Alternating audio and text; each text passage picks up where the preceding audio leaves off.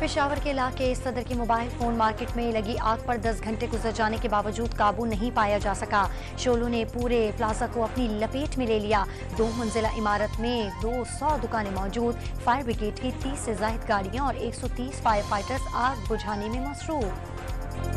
कराची के मुख्तलिफ इलाकों में हल्की बारिश। गुलिस्तान जौहर, गुलशन इकबाल, नाजमाबाद, नॉर्थ नाजमाबाद, लियाकताबाद, आयशा मंजिल, अजीजाबाद और साइड समेत बेशतर इलाकों में बादल बरस पड़े। सर्दी की शिद्दत में इजाफा हो गया। इंतखाबात के हवाले से तमाम मफरूजे और अफवाहें दम तोड़ गईं। 8 फरवरी को ही पोलिंग होगी। आइन के तहत मुंतखब नुमाइंदे मुल्क चलाएंगे। वजीर इत्तलात मुर्तजा सोलंगी का तकरीब से खिताब।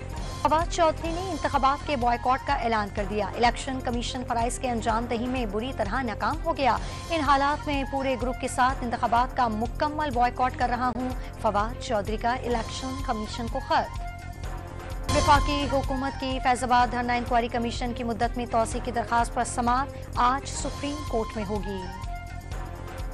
लाहौर की इंसदाद दहशतगर्दी अदालत में इश्तियाल अंगेज गुफ्तगू करने के केस की समाअत आज हो गई। मरियम औरंगजेब समेत दीगर की बरियत की दरखास्तों पर फैसला सुनाया जाए का इम्कान।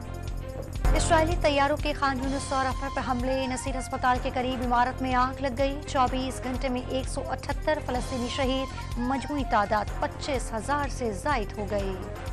और रूस का यूक्रेन पर जेर कब्जा शहर डोनेस्टिक पर फिजाई हमले का इल्जाम। 27 अफराद हलाक और 25 जख्मी हो गए।